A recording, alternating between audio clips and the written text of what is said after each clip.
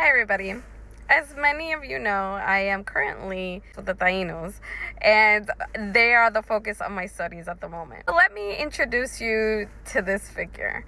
This is called the Pigorini Cemi, and it is super interesting. This is one of the sides. I'm not going to say front or back because we don't know which way was front or back.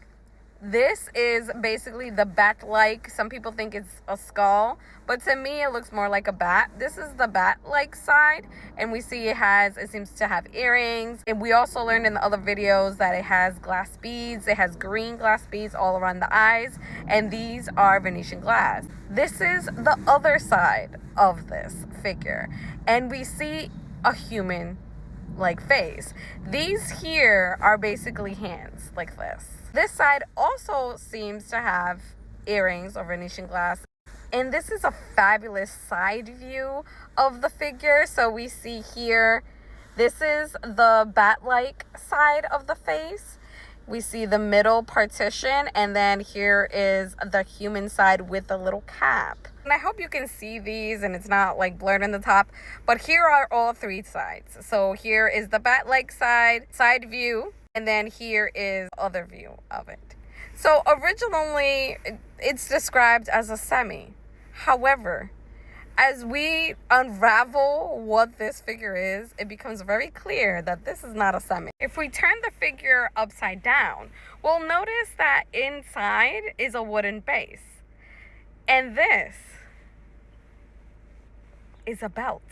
So this side right here, this section is actually a belt. This part up here is now believed to have been the cap.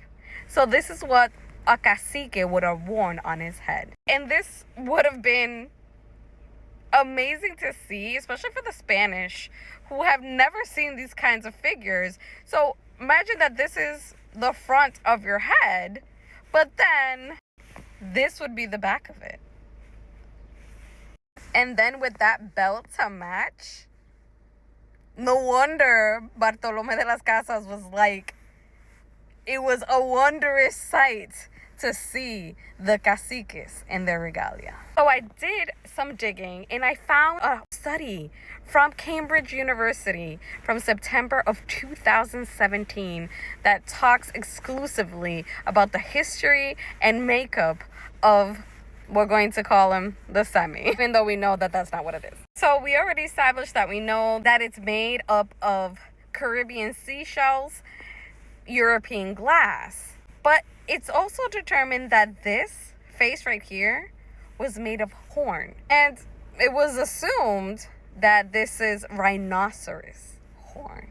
So we have the three elements of what makes up a Dominican: Africa, Europe with the glass beads, and Taino with the seashells. So the study explains that it isn't clear when the Pigorini Cemi and belt first entered Europe. There are some speculations. Unfortunately, as it says here, the attributions can't be confirmed of what is suspected. However, we know that the earliest confirmed fact about the semi is that until 1680, when it first appears in the catalog of the Marches Ferdinando Cospi's museum. So the brief description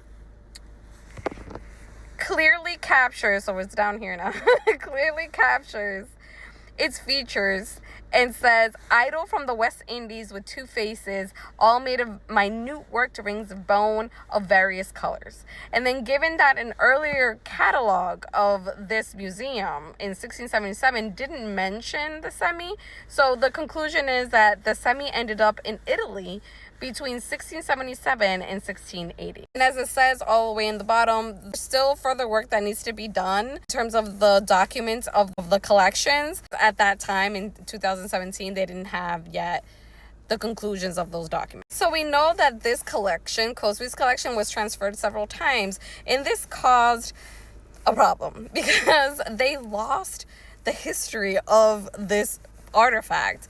So by 1878, they're thinking that it's from West Africa and they're trying to justify it. However, it isn't until 1952, as it states all the way down here, 1952, that it's reinstated as a Caribbean artifact. So they did know in the study, which was really interesting, that the mirrors, the Venetian mirrors that are in the Zemi, actually replaced the gold or the guanine that the Tainos had used previously for their figurines. So because a lot of people think that the Tainos were like mystified by mirrors and things like that. No, they had their own mirrors. They had shiny pieces of metal that they used to look at themselves. Mirrors were not that big of a deal to them. However, they did begin to value it in a similar way as they did their own gold or guanine pieces. And that's why we see it replaced by the Venetian glass in the figures. So we know that this belt and headpiece would have been worn by a cacique. So we can just imagine how this had to look. It had to be just amazing, especially when all of the cotton, right now the cotton is like a tan brown color. Imagine when the cotton was white. That had to be like, it had to glow in the sun. In terms of the horn though, let's assume that the human face was carved out of rhinoceros bone or horn. However, the horn wasn't ever analyzed. So the study says, but how did this material come to feature as the guasa or the facial parts of the figure, and what was its particular significance to the Taino? Is it indeed African horn as has been assumed, or might it have an even more distant source in Asia? So further work is planned to understand better how this material was worked and incorporated into the Zemi, including a determination of its source and what this may indicate concerning the histories of this piece. So we're not entirely sure if this was actually a rhinoceros horn.